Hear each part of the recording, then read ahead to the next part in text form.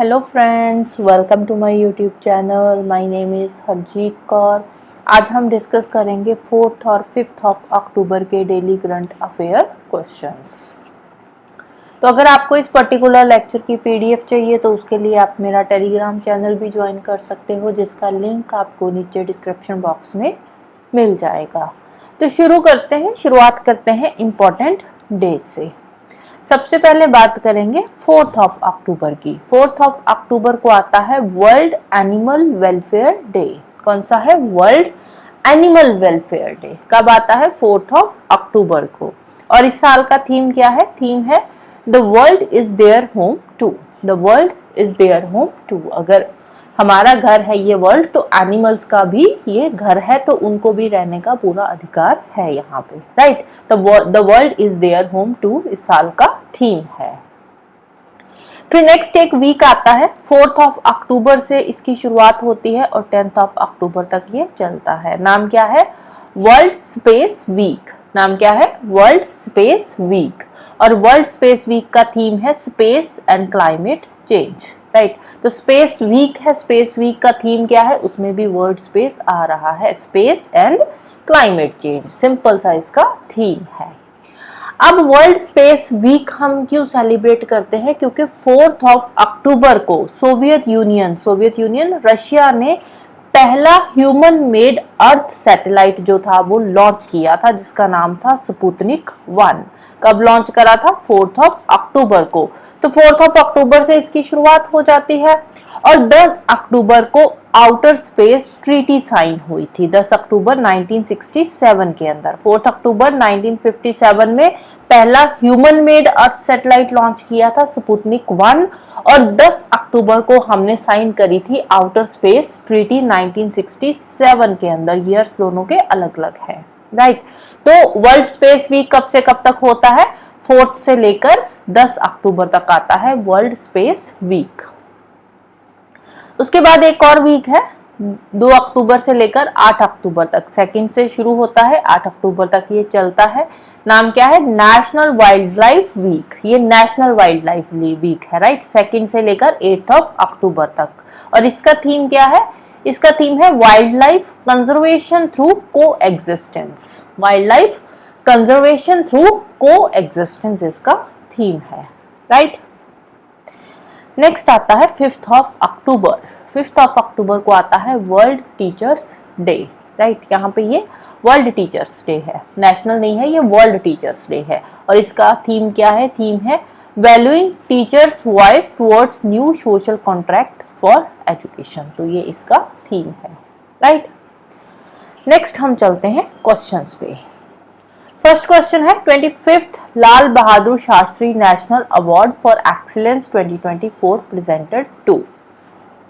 Lal Bahadur Shastri national award, Lal Bahadur Shastri national award for excellence कौन से addition का है? ये 25th एडिशन का है। इस साल किसको दिया गया है? तो ये दिया गया है राजश्री बिरला को। किसको दिया गया है? राजश्री बिरला को ये दिया गया है। कौन है ये Rajshree Birla?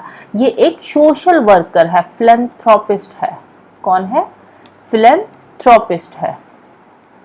Social worker, philanthropist कौन होते हैं? जो सोशल वर्कर होते हैं। बिरला ग्रुप की ये चेयरमैन है, तो फिलैंथ्रोपिस्ट है, सोशल वर्कर है। तो इसके लिए इनको मिला है Lal Bahadur Shastri national award for excellence 2024। Next who has been appointed as the first Director General of Armed Forces Medical Services. Director General of Armed Forces Medical Services ये बनी है ट्राई सर्विसेज की। किसकी है? Tri services. ट्राई सर्विसेज में कौन कौन सी आ जाती है? तीनों ही, आर्मी, नेवी एंड एयरफोर्स। तो तीनों की पहली फीमेल डायरेक्टर जनरल जो है वो कौन बनी है? तो वो बनी है आरती सरीन। कौन बनी है? आरती सरीन। फर्स्ट विमेन आएगा यहाँ पे, first women director general, first women director general of armed forces medical services. कौन बनी है? आरती सरीन। नेक्स्ट है Chanakya defence dialogue. Chanakya defence dialogue 2024 का चाणक्य डिफेंस डायलॉग जो हो रहा है तो वो कहाँ पे हुआ है? वो हो रहा है दिल्ली के अंदर। कहाँ पे हो रहा है? न्यू दिल्ली में हो रहा है। नाम क्या है? Chanakya defence dialogue 2024। तो दिल्ली में कहाँ पे? मानेकशॉ सेंटर में। दिल्ली में कहाँ पे? मानेकशॉ सेंटर में ये हो रहा है। तो इसको कौन कंडक्ट करवा रहा है? इसको कंडक्ट करवा रही है हमारी Indian army in collaboration with centre for land warfare studies. Centre for land warfare studies clause के साथ मिलकर इंडियन आर्मी इसको कंडक्ट करवा रही है और ये सेकंड एडिशन का है। कब होगा? 24 एंड 25 ऑफ अक्टूबर को ये होगा। और इसका थीम क्या है? इसका थीम है ड्राइवर्स इन nation building fuelling growth through comprehensive security. Drivers इन nation building fuelling growth through comprehensive security इसका थीम है, राइट। नेक्स्ट है वायुवीर विजेता। वायुवीर विजेता क्या है? ये वायुवीर विजेता ये एक कार रैली है, राइट। वायुवीर विजेता क्या है? ये एक कार रैली है जिसको किस ऑर्गेनाइज किया जा रहा है to mark the birth anniversary of Indian air force. Indian air force की 92nd एनिवर्सरी है जिसपे वायुवीर विजेता कार रैली जो है वो ऑर्गेनाइज करवाई जा रही है। तो इसमें होगा क्या वायुवीर विजेता कार रैली के अंदर? तो इसमें 7000 किलोमीटर का ये ट्रेवल करेगी। जो रैली है 7000 किलोमीटर तक ये ट्रेवल करेगी। और इसकी शुरुआत कहाँ से हो रही है? इसकी शुरुआत हो रही है लद्दाख से। लद्दाख में कहाँ से? थ्वाइस से। थ्वाइस लद्दाख के अंदर एक जगह है, वहां से ये रैली की शुरुआत होगी और अरुणाचल प्रदेश में तवांग तक ये चलेगी। थ्वाइस से शुरू होगी, तवांग तक ये चलेगी और टोटल डिस्टेंस कितना ट्रेवल कर रही है? 7000 किलोमीटर का ये डिस्टेंस ट्रेवल करेगी, right. Organise to mark the 92nd anniversary of Indian air force. कब शुरू होगी? 8 ऑफ अक्टूबर 2024 को। नेक्स्ट है name the vessel on which Navika Sagar Parikrama expedition held. Navika Sagar Parikrama expedition. अब ये जो नविका सागर परिक्रमा एक्सपीडिशन है ये सेकंड एडिशन का है। तो कौन से वेसल पे ये जो है ये एक्सपीडिशन जो है वो होगा? तो ये होगा INSV तारिणी पे। INSV तारिणी पे होगा। Indian naval ship vessel Tarini के ऊपर ये एक्सपीडिशन जो है वो कंडक्ट करवाया जाएगा। सेकंड एडिशन का है और इसकी शुरुआत कब करी गई थी? 2 ऑफ अक्टूबर को ये एक्सपेडिशन जो था वो शुरू हो गया था। ये पूरे की पूरी अर्थ को सर्कम नेविगेट करेगा, to circumnavigate the globe. Globe को सर्कम नेविगेट करने के लिए ये जो एक्सपेडिशन है इसको शुरू किया गया है। तो इसमें 2 फीमेल ऑफिसर्स भी जाएंगी। कौन कौन सी है? एक है लेफ्टिनेंट कमांडर दिलना के और दूसरी है लेफ्टिनेंट कमांडर रूपा। तो 2 फीमेल ऑफिसर इस पे जा रही है और ये पूरे के पूरे ग्लोब को सर्कम नेविगेट करेगा। कितना डिस्टेंस जो है ये ट्रेवल करेगा? तो ये ट्रेवल करेगा 21,600 नॉटिकल माइल्स का डिस्टेंस ट्रेवल करेगा। 40,000 किलोमीटर का ये डिस्टेंस ट्रेवल करेगा, राइट। ये जो एक्सपेडिशन हमने शुरू करा है 2 ऑफ अक्टूबर से ये शुरू हुआ है, सेकंड एडिशन का ये है, राइट। तो ये पूरे के पूरे जो हमारी अर्थ है, अर्थ का जो सर्कमफेरेंस है उसको कवर अप करेगा। तो अर्थ का सर्कमफेरेंस कितना है? 40,000 किलोमीटर अर्थ का सर्कमफेरेंस है, अप्रॉक्सीमेटली 40,000 कुछ समथिंग है। तो ये पूरा का पूरा सर्कमफेरेंस जो अर्थ का है उसको कवर करेगा। नेक्स्ट है cruise Bharat mission. Cruise Bharat mission launch किया गया है।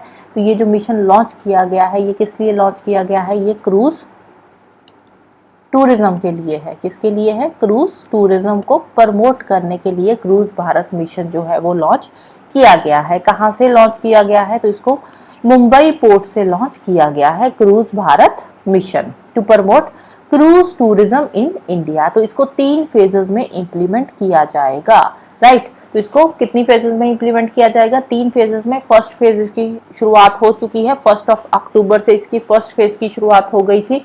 और कब तक इसको कंप्लीट किया जाएगा? 31 ऑफ मार्च 2029 तक ये जो मिशन है इसको कंप्लीट किया जाएगा, क्रूज भारत मिशन, राइट। शुरुआत इसकी कब हुई है? 1 ऑफ अक्टूबर 2024 में इसकी शुरुआत हुई है और 31 ऑफ मार्च 2029 तक ये चलेगा। 3 फेजेस में इसको इंप्लीमेंट किया जाएगा। नेक्स्ट है Bharat gen was developed by which IIT। Bharat gen ये जो भारत जेन है ये किसके लिए है? ये एक मल्टी मॉडल मॉडल है। तो गवर्नमेंट ऑफ इंडिया के द्वारा फंडेड है, फुली फंडेड है। गवर्नमेंट ऑफ इंडिया इसको फंड दे रही है। किसके लिए इसको डेवलप किया गया है?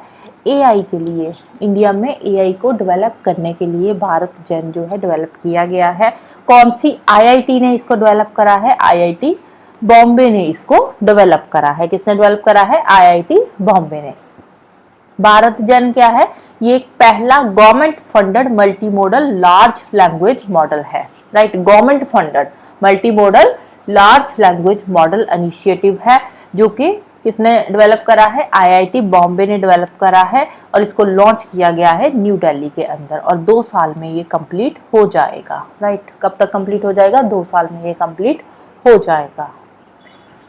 नेक्स्ट है राज्य माता गौ माता। राज्य माता गौ माता, तो इसका मतलब क्या है राज्य माता गौ माता का?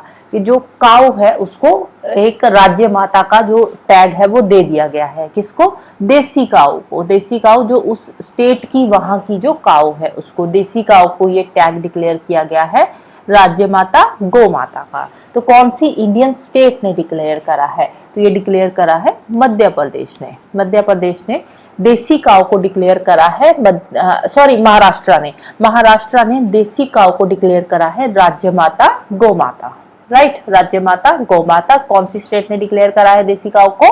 महाराष्ट्र ने डिक्लेयर करा है, राइट। नेक्स्ट है in which of the following Indian state heat waves recognised as natural disaster. Heat waves भी, अब जो हीट वेव्स क्या होती है? जो गर्म हवाएं चलती है गर्मियों में, जो लू चलती है नॉर्थ इंडिया में जिसको लू बोलते हैं, तो अब ये जो हीट वेव्स है, जो लू है, इसको भी नेचुरल डिजास्टर रिकॉग्नाइज किया जाएगा। नेक्स्ट 2025 में जो समर्स आएंगे तो उसमें जो हीट वेव्स चलेगी तो उसको नेचुरल डिजास्टर की कैटेगरी में रखा जाएगा। तो ये रिसेंटली कौन सी इंडियन स्टेट ने डिक्लेयर करा है? तो ये डिक्लेयर करा है मध्य प्रदेश ने। मध्य प्रदेश के अंदर नेक्स्ट जब समर आएगी 2025 के अंदर, तो उस टाइम पे जो हीट वेव्स की वजह से नुकसान होगा तो वो किसमें कैटेगराइज होगा? नेचुरल डिजास्टर में कैटेगराइज होगा। जैसे नेचुरल डिजास्टर के अंदर लोगों को रिलीफ दिया जाता है, किसी की डेथ हो जाती है तो उनको कंपनसेशन दिया जाता है, तो सेम अब हीट वेव्स की वजह से अगर किसी की डेथ होती है, कोई भी नुकसान होता है, तो उनको भी कंपनसेशन देगी मध्य प्रदेश की गवर्नमेंट, राइट। नेक्स्ट है India first super capacitor manufacturing facility. India first super capacitor manufacturing facility started at. India की पहली सुपर कैपेसिटर मैन्युफैक्चरिंग फैसिलिटी कहाँ पे शुरू हुई है? तो ये शुरू करी गई है कन्नूर में। कन्नूर कहाँ पे है? केरला में। कन्नूर केरला में ये शुरू करी गई है इंडिया की पहली सुपर कैपेसिटर मैन्युफैक्चरिंग फैसिलिटी। तो वहाँ के जो चीफ मिनिस्टर है केरला के, पिनराई विजयन, तो उन्होंने इनॉग्रेशन किया है इस फैसिलिटी का। कहाँ पे? कैल्ट्रॉन कंपोनेंट कॉम्प्लेक्स कन्नूर के अंदर। कैल्ट्रॉन कंपोनेंट कॉम्प्लेक्स कन्नूर में इसको सेटअप किया गया है। किसके साथ मिलकर? With the technical support of ISRO. ISRO की टेक्निकल सपोर्ट के साथ मिलकर कन्नूर के अंदर इसको सेटअप किया गया है। कैल्ट्रॉन कंपोनेंट कॉम्प्लेक्स क्या है? ये कैल्ट्रॉन क्या है? कैल्ट्रॉन जो है ये केरला की एक इलेक्ट्रॉनिक कंपनी है। केरला की एक इलेक्ट्रॉनिक कंपनी है, PSU है, fully funded by the Kerala government. Kerala government ये इसको चला रही है। कैल्ट्रॉन वहाँ की एक इलेक्ट्रॉनिक एंड IT कंपनी है। तो वहाँ पे कन्नूर के अंदर, कन्नूर में ये कैल्ट्रॉन है और कैल्ट्रॉन में इसकी इनॉग्रेशन करी गई है। किसकी टेक्निकल सपोर्ट के साथ मिलकर? इसरो की टेक्निकल सपोर्ट के साथ मिलकर, राइट। नेक्स्ट है KrisFlyer SBI card. KrisFlyer SBI card launch किया गया है और ये जो क्रिस फ्लायर SBI कार्ड है इसको SBI ने लॉन्च करा है। कौन सी एयरलाइन के साथ मिलकर इसको लॉन्च किया गया है? तो इसको लॉन्च किया गया है सिंगापुर एयरलाइन के साथ मिलकर। नाम क्या है? KrisFlyer SBI card. KrisFlyer SBI card किसने लॉन्च करा है? SBI एंड सिंगापुर एयरलाइन में। तो आपसे जो क्रिस फ्लायर SBI कार्ड है इस पे सिंगापुर एयरलाइन पे अगर आप ट्रेवल कर रहे हो तो आपको बेनिफिट्स मिलेंगे, राइट। नेक्स्ट है who will be the new Sony picture CEO। Sony pictures के नए CEO बने हैं। कौन बने हैं? अभी बने नहीं है, तो अभी ये 2 जनवरी 2025 से ये अपना जो पोस्ट है उस पर आ जाएंगे। तो फिलहाल के लिए ये डिक्लेयर करेंगे हैं कि सोनी पिक्चर के जो नेक्स्ट सीईओ है वो कौन बनेंगे। तो वो बनेंगे रवि आहूजा।